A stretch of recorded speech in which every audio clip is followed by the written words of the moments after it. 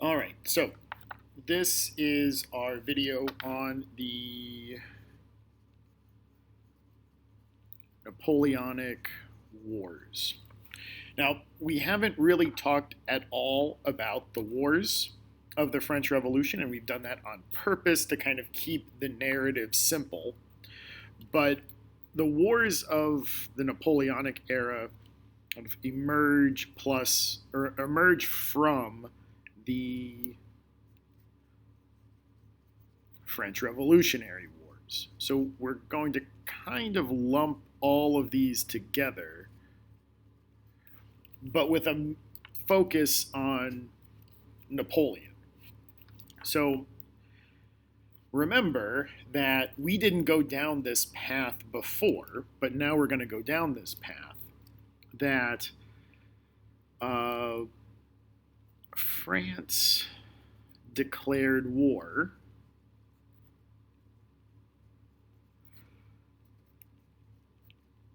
on Austria and Prussia,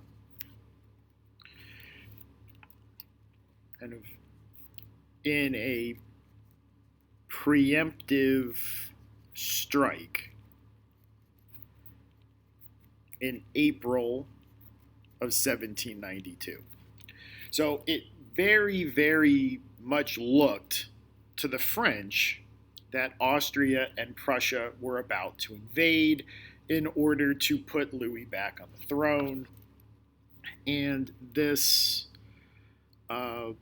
assumption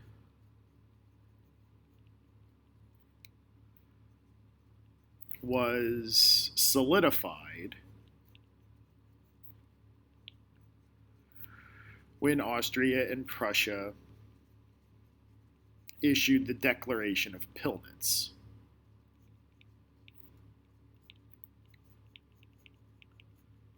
So it certainly looked as if they were about to invade. So instead of having Austria and Prussia attack France, France decided to start the war themselves.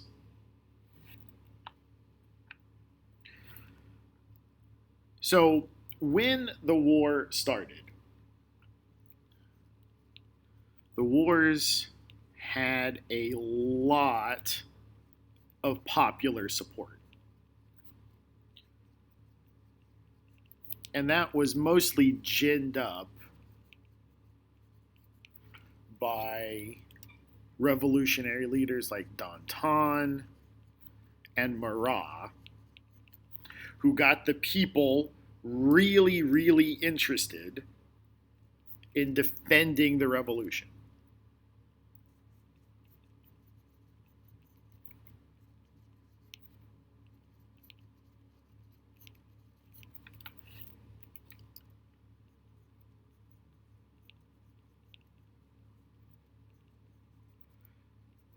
And that's how it was sold to them, that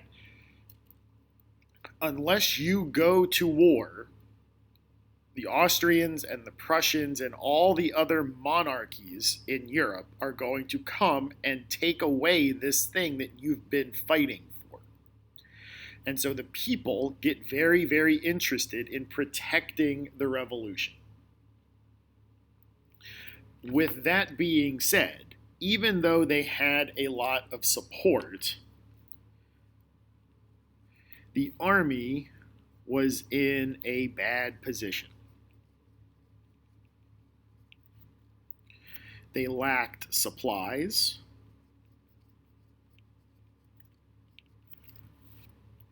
And they lost a lot of their leadership.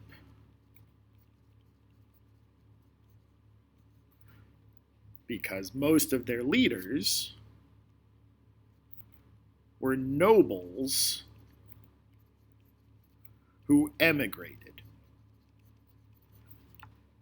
So the army, even though they had a lot of people who wanted to fight, the army lacked supplies and they didn't have any leaders. And on top of that, the army was getting politicized.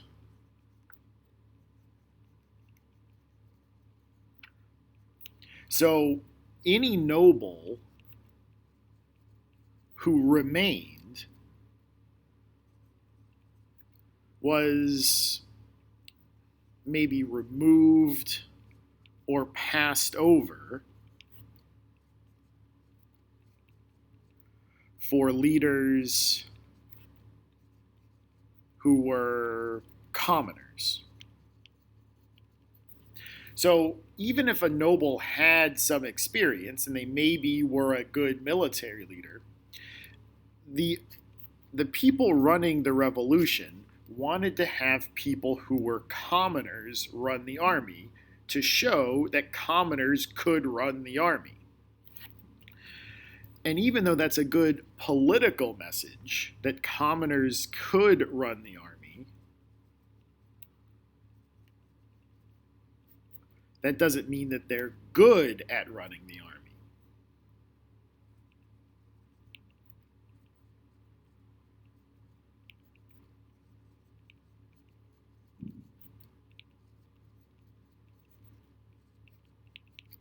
And so initially, there were a lot of defeats.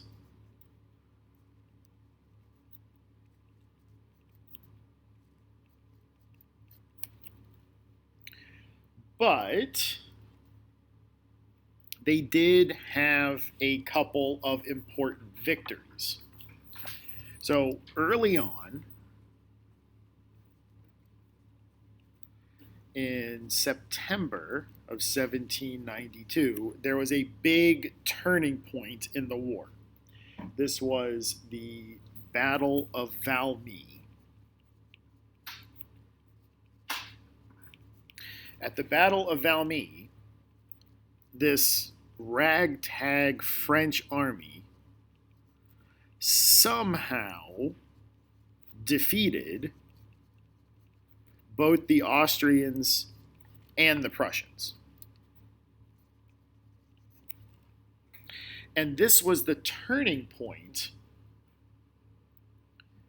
that they needed. This was the turning point to prove that they could do it, that the French army was not a bunch of, underdogs and people who didn't know what they were doing. This showed that they could actually win a battle against the Austrians and the Prussians. And it's around this time that we get one of the really important ideas about the French military.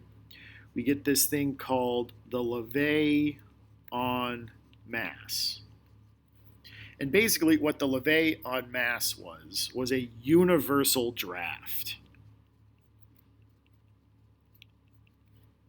So all men, all unmarried men, between 18 and 25 were drafted into the military.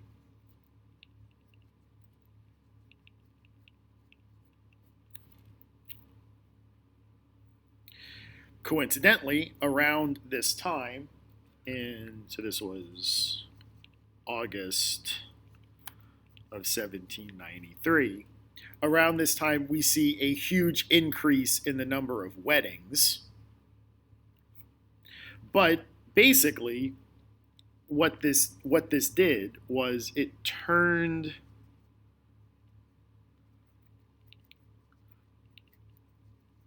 the French army into a giant. The French army simply won based on numbers.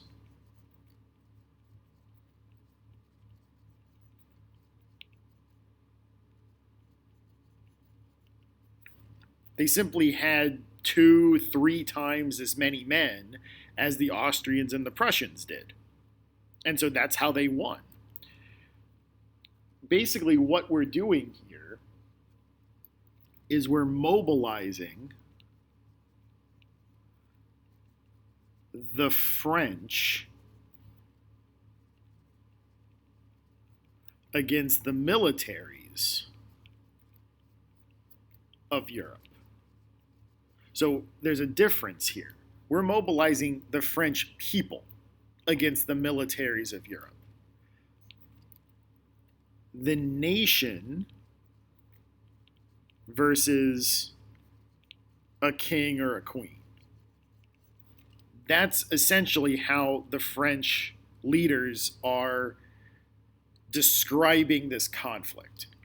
We're seeing the French nation fight against the military of a king or a queen. And they don't care about you.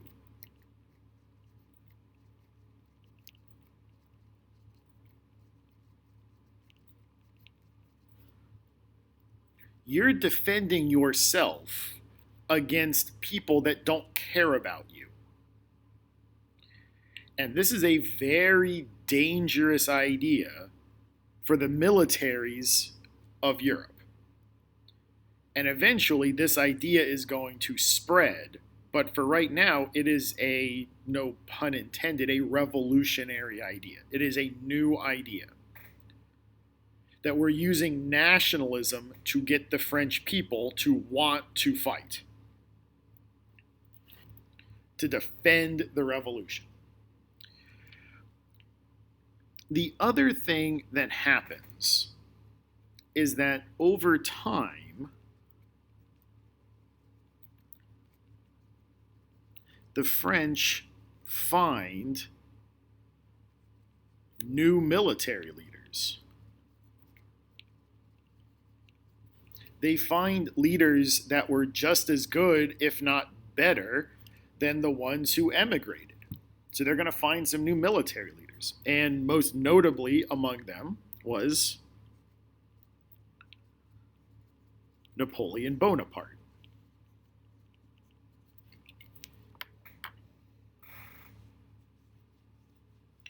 So by 1797,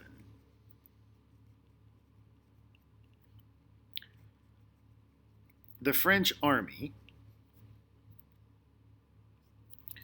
based on numbers and leadership,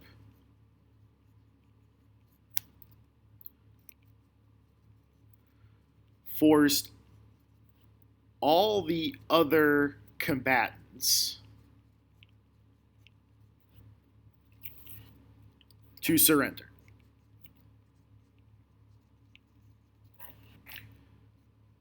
With the notable exception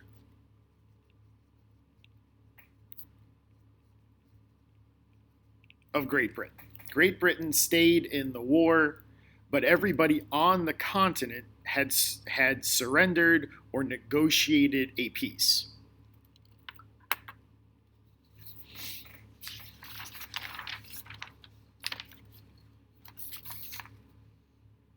So at this point, Napoleon is kind of the principal military leader of France, and he decides he's going to attack the British economically. And this is going to be a theme throughout Napoleon's relationship with the British. So, to, I guess, subdue the British, Napoleon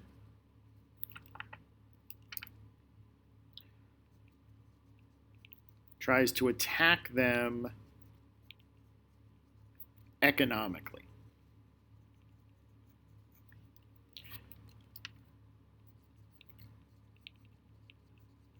By attacking their trade routes.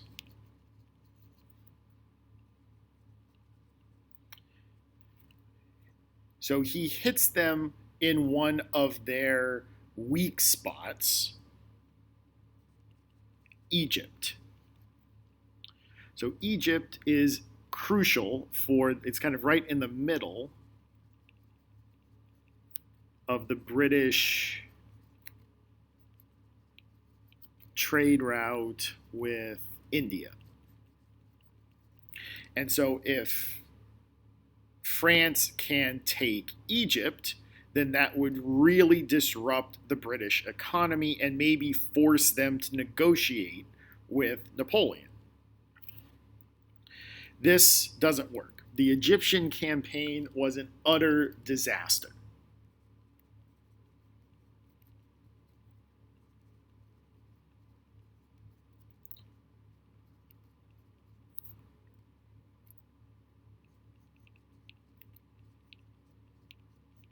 it was just a complete disaster.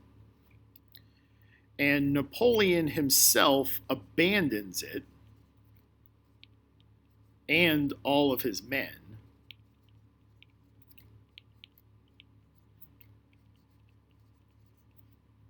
in 1799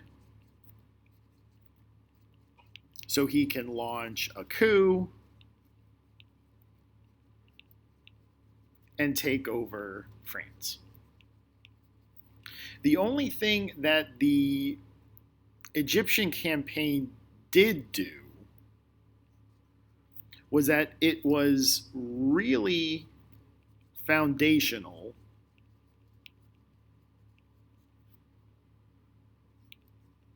for the study of Egypt. So for the field of Egyptology.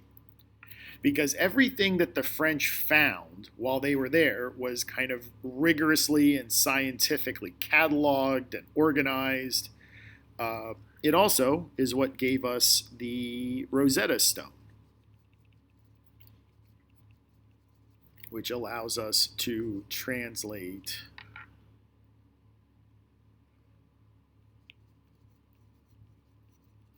hieroglyphs. And so, kind of scientifically, the Egyptian campaign was kind of an Enlightenment idea. It was an Enlightenment activity. They're using Enlightenment and scientific ideas to kind of study and understand Egypt. And that's why we got the Rosetta Stone. But other than that, it was pretty much a disaster for the French. And Napoleon abandoned it himself. So at this point, Napoleon is now running France. And as Napoleon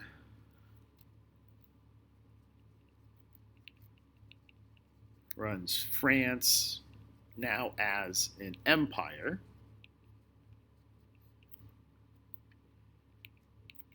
and he's going to keep conquering pieces of Europe.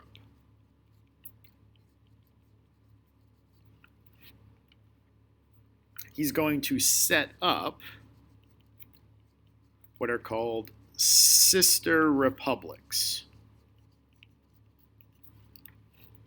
And we see these sister republics first in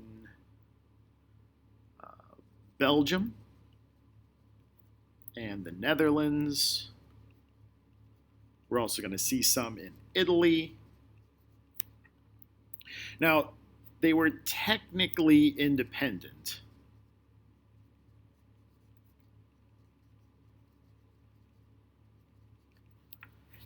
But they really just stood to funnel wealth and supplies to France and its army. So France itself couldn't sustain what Napoleon was doing. So he took over pieces of Europe, set them up as a quote-unquote republic, but really he used them basically as banks and storehouses to keep the empire going. And all the while,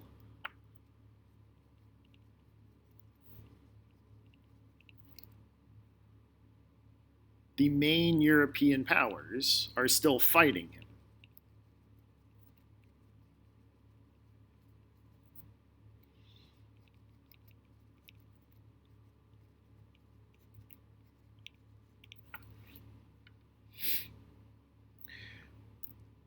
Another main turning point happens in December of 1806. And we get the biggest battle in Europe until World War I, the Battle of Austerlitz. at the Battle of Austerlitz, Napoleon defeats just about everybody in Europe.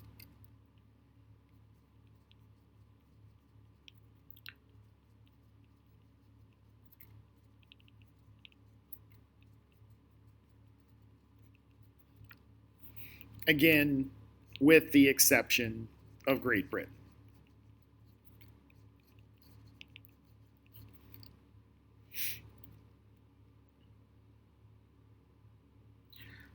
This saw Napoleon. He kept all the territory he had taken.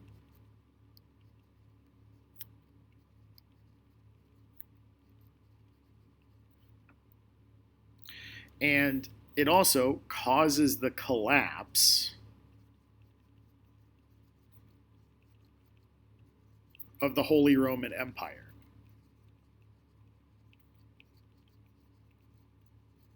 No more Holy Roman Empire. So the Holy Roman Empire is replaced with Napoleon's creation called the Confederacy of the Rhine.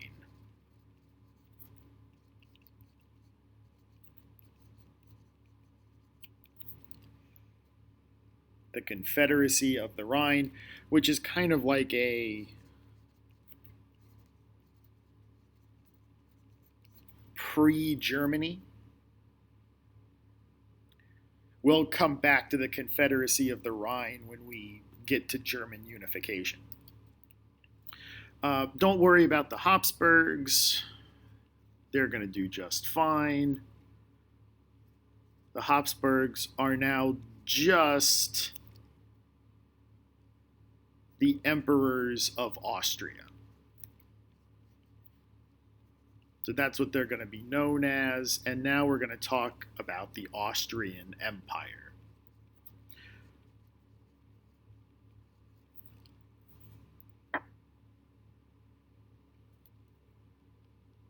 So at this point, Napoleon has basically subdued all of Europe, and Europe will be mostly peaceful until about 1809. But again, to subdue the British,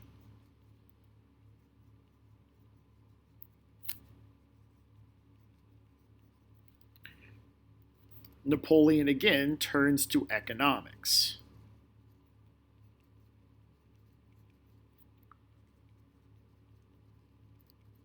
And he creates a continent-wide embargo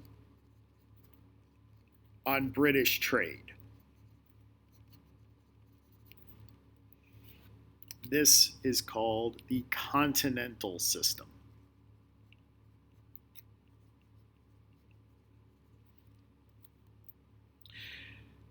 And again, on paper, it's a good idea.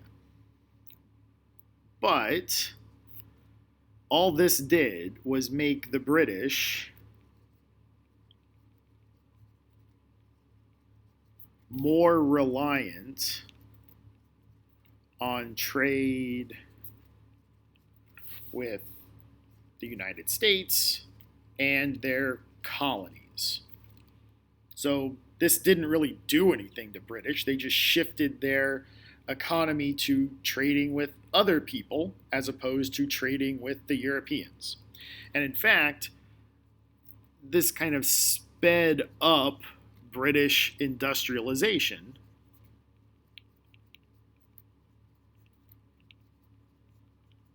which we will turn to in time period 3. So fast forward to 1809. So in 1809, the Spanish and the Portuguese defy the Continental System.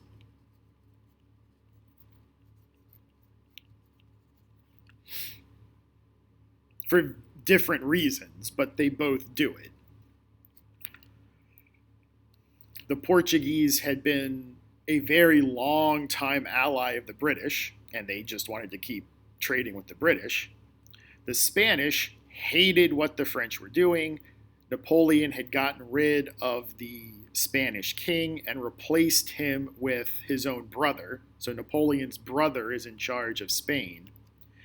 And so for different reasons, both the Spanish and the Portuguese defy the Continental System, and France has to invade.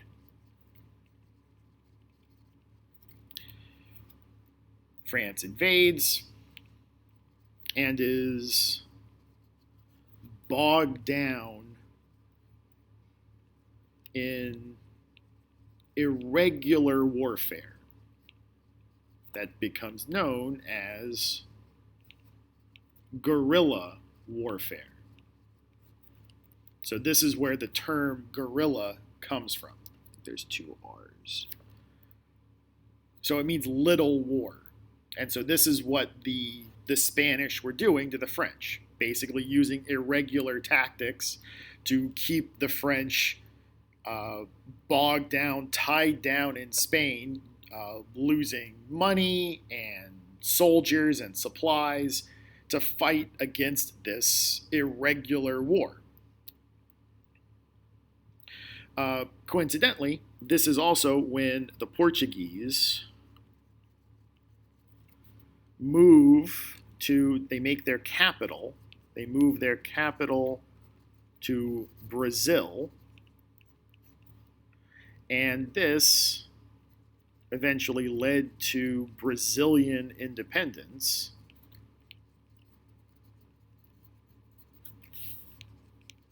In 1825. But the big problem with the Continental System happens in 1812 when Russia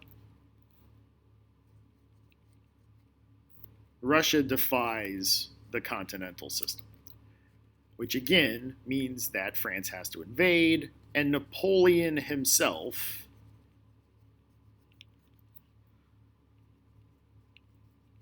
invades Russia.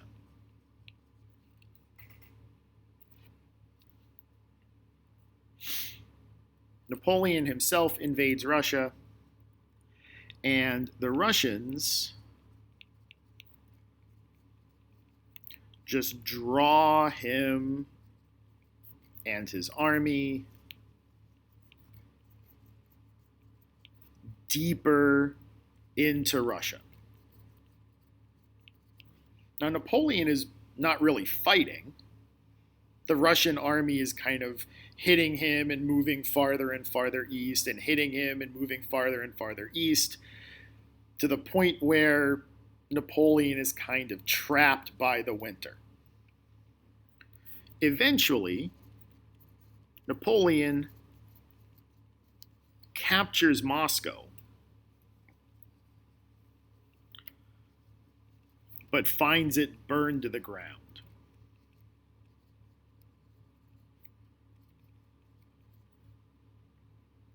Napoleon's plan had been to wait out the winter in Moscow, but the Russians burned Moscow to the ground. And so they are forced to retreat in the middle of the Russian winter. And this is where the Allies attack. So Prussia, Russia, and Great Britain, or the Prussians, the Russians, and the British, all attack as Napoleon is retreating. So Napoleon makes it back to French territory,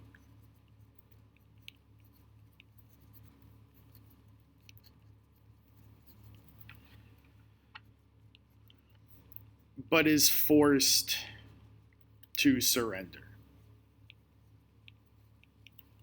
Like it's pretty apparent that Napoleon got beat, finally. So Napoleon is forced to surrender, and he is exiled to the island of Elba in 1814. So this is right off the coast of Italy.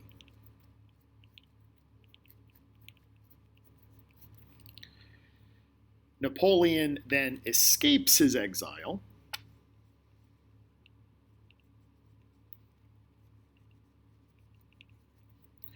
reforms his army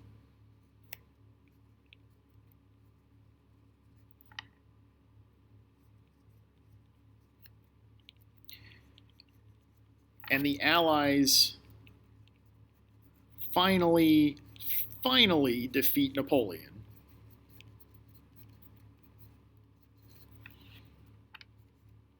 at Waterloo, which is in Belgium, in 1815. And at this point, they exile him again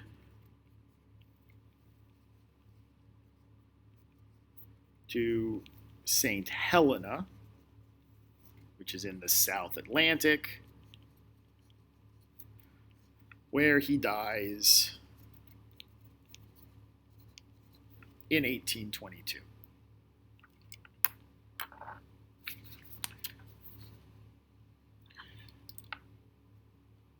So to kind of sum up all this stuff, and I know I've been kind of going on really for a long time here, Napoleon's defeat is a major turning point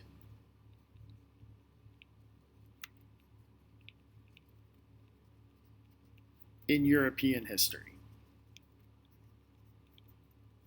In fact, this is what ends time period 2 and brings us into time period 3.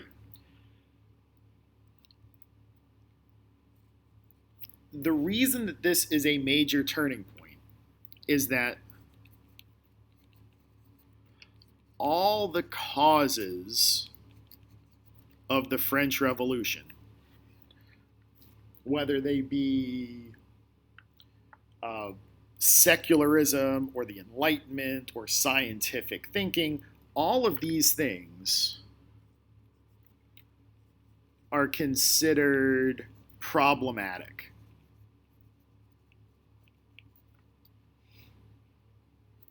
And so for the next 50 years or so, European leaders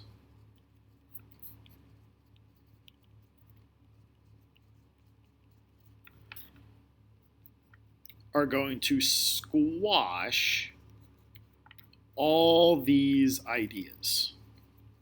And we're going to try to roll the clock back.